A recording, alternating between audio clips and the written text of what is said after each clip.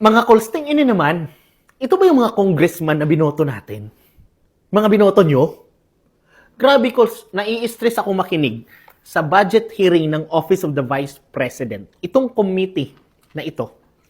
Hindi nagkakaintindihan. Nagkandaletse-letse na yung mga tanong kung saan na dumarating. Ilang beses na nagkaroon ng motion na dapat mag-focus yung question sa 2025 budget, paulit-ulit pa rin binabalikan yung confidential funds na 2022 pa. Ang pinag-uusapan na budget is 3 years after 2025.